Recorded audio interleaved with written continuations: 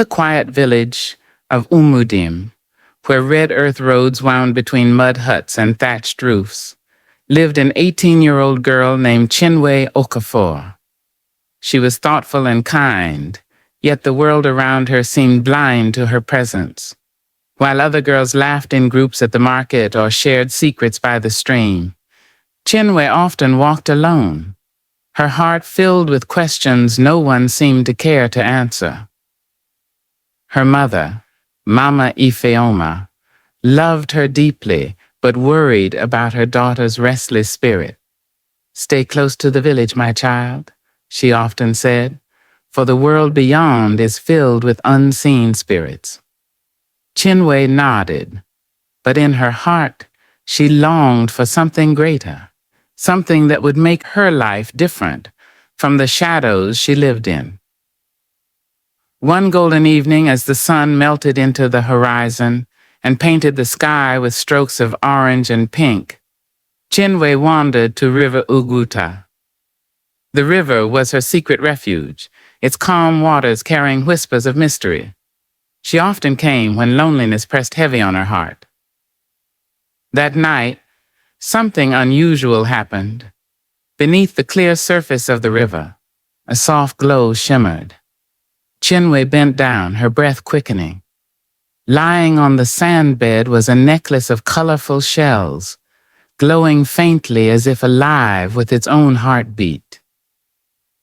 Her hands trembled as she lifted it. Warmth pulsed through her fingers, not like any jewelry she had ever touched. She looked around. The riverbank was empty, the forest hushed. Curiosity overcame fear, and she clasped it around her neck. The world stilled. Crickets stopped singing. Even the river seemed frozen in awe. Then faint voices stirred, the whisper of fish, speaking words she could understand. "Why does this mortal girl wear asterisk, Queen Morayo's necklace?" Chinwe gasped. Fear prickled her skin, yet wonder held her in place. For the first time in her life, something had noticed her, something beyond the ordinary. She could not know then that this single choice, the choice to wear what did not belong to her, would awaken a destiny written long before she was born.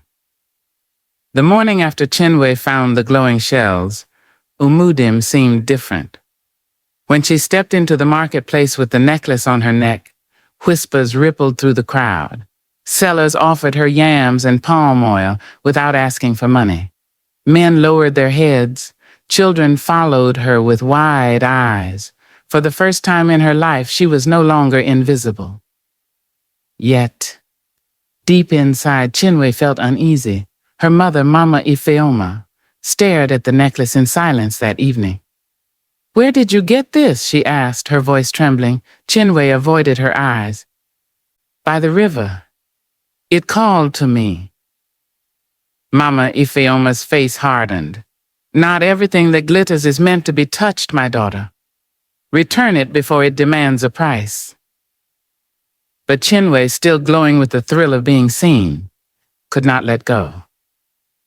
That night, as the moon rose silver over River Ugwuta, two tall women appeared before her on the riverbank. Their beauty was unlike anything Chinwe had seen. Skin glowing like polished bronze, eyes sharp with power, and necklaces around their throats that shone like her own. "Child of the earth," one said, her voice rolling like distant thunder, "why do you wear what belongs to our sister?" Chinwe's knees trembled. I found it. I meant no harm." The second woman stepped closer, her gaze piercing. "This necklace belongs to Queen Morayo, sovereign of the waters. Return it at once, or your village will drown beneath her anger." Fear clawed at Chinwe's chest.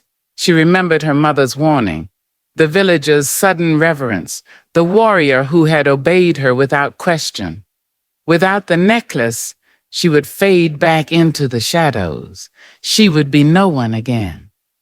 Tears stung her eyes. "Please, don't take it from me just a little longer." The women's faces grew stern. You are playing with powers beyond you. Tomorrow, you will stand before our queen. If you refuse, the waters will rise, and Umudim will be no more. As they vanished back into the river's glow, Chinwe fell to her knees, torn between fear and desire. The necklace had made her visible, powerful, admired. But could she let go of what was never hers? The next evening, Chinwe stood once again by River Ugwuta, the necklace still gleaming against her chest. The villagers had sung her name that morning, showering her with respect she had never known. Yet her heart pounded with dread, for she remembered the warning of the two women. She must return the necklace to its true owner. The river stirred.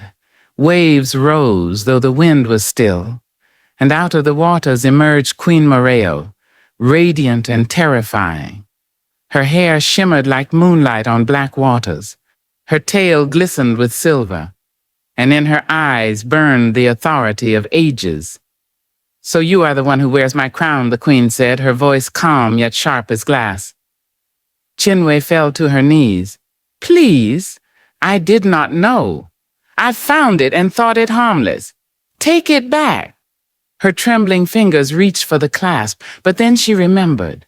The power, the honor, the way warriors had dropped their spears before her. Without it, she would be invisible again. She froze. Morayo's eyes narrowed. "Greed binds you. The necklace was never yours to keep." She stretched out her hand and the river itself roared. The necklace burned hot against Chinwe's skin as the queen pulled it with her unseen power. Chinwe resisted, clutching it desperately. The shells glowed brighter, straining between their wills, until with a sharp crack, the necklace shattered into 1,000 pieces of light. The sky darkened. Thunder rolled without rain. The ground beneath Chinwe shook, and before she could cry out, the river swallowed her whole. When she opened her eyes, she was no longer in Umudim. She was caged. Strong bars made not of wood nor iron, but of bones stacked in perfect rows. The waters pressed all around her, yet strangely she could breathe. Panic surged through her chest as she clutched her throat, but her breath came steady, as though the river itself had claimed her lungs. From the shadows drifted Queen Morayo, her hair floating like dark waves, her coral crown faintly glowing. Her gaze was cold. "You should have returned what was not yours," she said. "Your greed has chained you here. In this cage, your tears and sorrow will forge the necklace you destroy. Until then, you will remain a prisoner of the waters." Chinwe's heart broke. She pressed her face against the bone bars and whispered, "Mama, forgive me." In that moment, she realized what she had lost was not just freedom, but the trust of her own soul. Days turned into weeks for Chinwe inside the bone cage. The silence of the deep pressed against her chest, broken only by the haunting songs of mermaids that floated through the waters. She wept for her mother, for Umudim, and for the freedom she had thrown away. Yet even in her regret, she could not forget the sweetness of power she once held. Her cage was guarded by a Triton warrior named Obinna. Broad-shouldered, his scales shimmered like bronze under the faint glow of the corals, his expression unreadable. At first he never spoke, watching her with the stillness of stone. One evening, desperate for company, Chinwe whispered, "Do you not see me? Am I not still beautiful even here?" Obinna turned his head slowly. His voice was deep, steady, carrying more truth than comfort. "Beauty without humility leads only to chains. The charm that trapped you here is not the beauty that frees." His words pierced her heart. For the first time, she had no reply. She sat back, stunned, the truth echoing louder than the mermaid songs. Yet from that day, something shifted. When Obinna came near, Chinwe no longer sought to entice him with words, but instead began to ask questions about the sea. Slowly, cautiously, he answered. He spoke of the vast coral gardens, the caverns of light, the weight of his duty, and the loneliness of silence. As the week passed, Obinna began to unlock her cage secretly at night, taking her beyond the bars. Together, they swam past glowing reefs, where silverfish moved like ribbons, and through caves that glimmered with golden light. Chinwe's eyes widened with wonder, her heart softening with every shared moment. And one evening, as they floated near a reef where golden fish circled them like stars, Chinwe reached for his hand. "Obinna," she whispered, her voice trembling, "I love you." For a long moment, silence held them. Then, with a gentleness that surprised even him, he answered, "And I love you too." Thus began a bond both beautiful and dangerous, a love forbidden in the eyes of Queen Morayo, but stronger than the prison that once held Chinwe captive. Their secret bond blossomed like fire, hidden beneath water. Whenever he could, Obinna stole moments away from duty to unlock Chinwe's cage. Together they swam under the moonlit sea, through coral gardens where colors glowed brighter than gemstones, and into caverns where silence spoke louder than words. But nothing stays hidden forever. Queen Morayo's eyes were sharper than the waves, and though she said nothing, her silence grew heavy. Then one night, Obinna came to Chinwe in haste. His face was troubled, his voice urgent. "They plan to send you to the abyss of lament," he whispered. "No one ever returns from there." Chinwe's heart froze. "Then what shall we do?" she pleaded. Without another word, Obinna unlocked her cage. With powerful strokes, he carried her through the waters and placed her gently upon the sandy bank of River Ugwuta. "You are free now.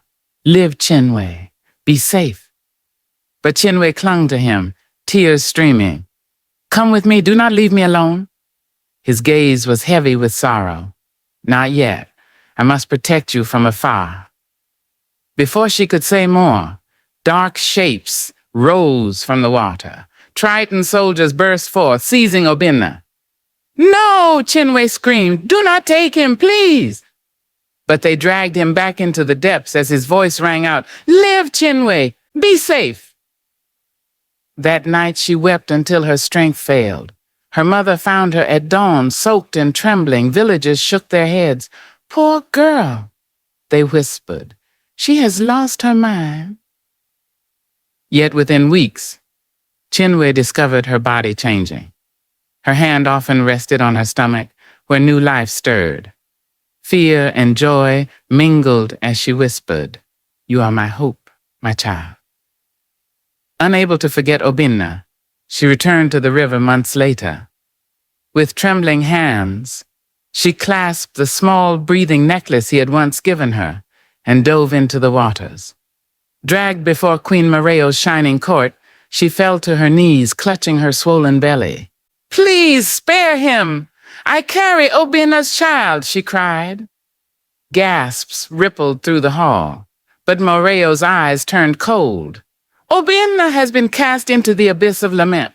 You will never see him again." Chinwe's heart shattered. Her voice echoed through the waters in anguish. "No! Please let me see him. He is all I have." At that moment another voice rose, a gentle voice filled with sorrow, yet laced with power. A woman stepped forward from the shadows, Neka, guardian of the lost isle of Oriaku. "Do not despair, child," she whispered. "Your story is far from over, for within you grows the one who is destined to restore the balance between land and sea." Chinwe lifted her tear-streaked face, her spirit trembling, and for the first time she heard the word that would shape her fate: prophecy. The prophecy echoed in Chinwe's mind like a drumbeat. A child of both land and sea, destined to restore balance. Yet her heart cared less for destiny and more for one truth. She longed for Obinna. Days in the underwater palace blurred into torment. Guards dragged her through tunnels of sorrow and death, until one night she was thrust before a cage of rough bars. Behind them, weary but unbroken, stood Obinna. Their eyes met, and the world seemed to still. "Chinwe, is it truly you?" His voice cracked with disbelief. "Yes," she whispered, pressing her trembling hands to the bars. "And I carry your child." Obinna's face broke into tears. He pressed his forehead against hers through the iron. "Our child? Then there is hope again." But hope came with danger. Guards patrolled constantly, one always carrying the keys to Obinna's cage. Chinwe hatched a desperate plan. One evening, clutching her swollen belly, she cried out, "Help me, my baby! It is coming now!" The guard rushed forward. As he leaned close, Chinwe reached for the keys, but pain stabbed her body like fire. This was no trick. Her labor had begun. Hours of agony followed, until at last a baby's cry filled the chamber. Chinwe held her newborn son to her chest, her tears mixing with joy and fear. "My son," she whispered, "my little Ekene, gift of destiny." Weak but determined, she crept back to Obinna's prison that night. With trembling hands, she unlocked the cage. Obinna stepped out, his eyes shining as he cradled his son. Closing his eyes, he spoke an ancient word. Light swirled around his tail, and in moments it transformed into legs. "For you, for us," he whispered to Chinwe. Together they fled through glowing halls, alarms ringing behind them. Soldiers pursued, their arrows cutting through the water like death itself. Then in a heartbeat, one arrow sped straight toward Obinna. Without thinking, Chinwe pushed him aside. The arrow pierced her chest. Blood blossomed in the water like a crimson flower. Obinna caught her in his arms. "Chinwe, stay with me," he cried, tears streaming. Her hand touched his cheek. "Run, protect our son. I will always love you." Her eyes fluttered closed, her voice fading into silence. Obinna screamed her name as the baby wailed. Yet in that cry, something powerful stirred. The waters raged, shielding father and child, carrying them upward until they burst upon the banks of Umudim. Chinwe's voice was gone forever, but her sacrifice lived on, in the tiny child whose destiny had only just begun. 18 years passed since the night Chinwe's blood stained the waters of River Ugwuta. Her sacrifice was remembered only in whispers, yet her spirit lived on in her son, Ekene. Raised by Obinna in a quiet village far from the river, Ekene grew into a strong young man. His shoulders were broad, his step steady, and his gaze carried a strange depth that unsettled those around him. But with strength came mystery. At times his voice carried farther than it should, echoing like the roll of thunder. At other times he claimed to hear whispers no one else could. Children mocked him, calling him cursed. Young men pushed him aside, whispering, "Strange boy, child of no father." Ekene bore their laughter in silence, but in his heart, questions grew. At night, he dreamed the same dream again and again. A shining crown, a battlefield drowned in silence, and a deep hum rising from an endless abyss. He would wake in sweat, his heart pounding, restless as though the river itself was calling him. One evening, as father and son sat outside their small hut, Obinna placed a heavy hand on his shoulder. His once proud eyes were now shadowed by sorrow. Listen to me, my son, he said firmly. Promise me this. Never go near River Ugwuta. That place is not for you. Ekene lowered his head in silence. He wanted to obey. He respected his father. Yet with every passing day, the pull of the river grew stronger, whispering his name in ways he could not explain. The villagers noticed. They teased him more cruelly, saying, "He fears the water. What kind of man avoids the river?" One hot afternoon, their taunts turned dangerous. Laughing, they blindfolded him, dragged him to the river's edge, and shoved him into the current. The waters closed over his head. At once the river stirred. Mermaid warriors rose from the depths, their spears gleaming, eyes sharp. The boys on the bank screamed and fled in terror. But before the warriors could reach him, the water beneath Ekene began to swirl. A low hum rose, shaking the very earth. The abyss of lament, long forbidden, opened like a mouth, and in a rush of power, Ekene was swallowed into darkness. When he opened his eyes again, he lay on a shore unlike any he had ever seen. The sky glowed faintly. The sea before him shimmered with strange colors. And there, waiting, stood Neka, guardian of the Isle of Oriaku, her face calm, her eyes shining with recognition. She smiled and stretched out her hand. "Our king has arrived." Ekene staggered to his feet on the strange shore, his heart racing.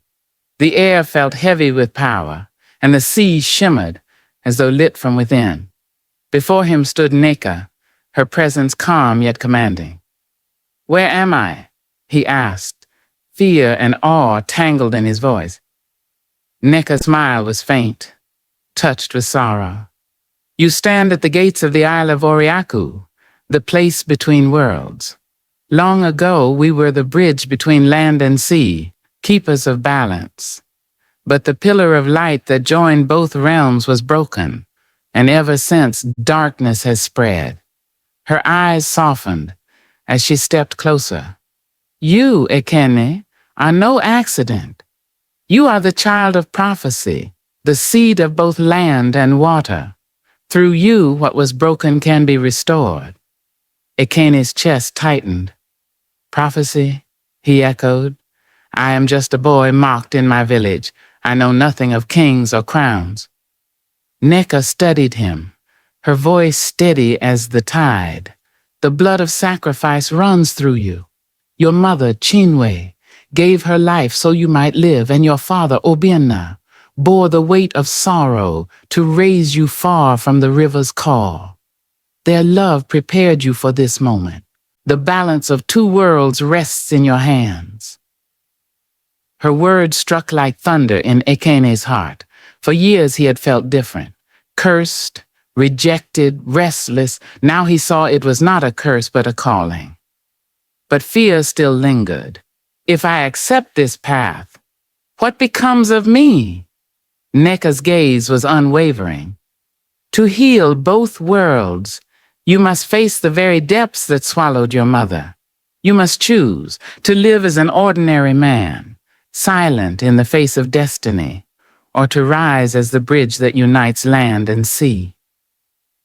Ekene looked out at the endless water. His dreams of crowns and humming depths suddenly made sense.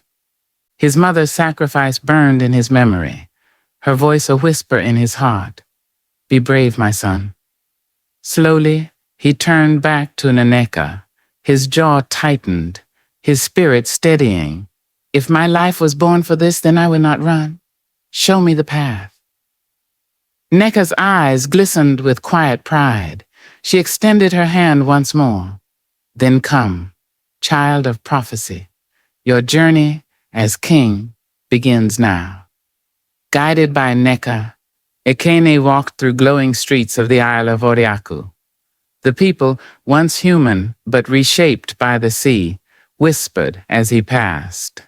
Some bowed, others stared in awe, for they recognized what he carried, the blood of both worlds. At the heart of the isle, stood the palace of eternal light, its crystal walls shimmering like dawn. Inside, on a throne woven of light and coral, sat the Queen of Life and Balance. Her eyes pierced through him as if she saw not only his face but every choice and sacrifice that had birthed him.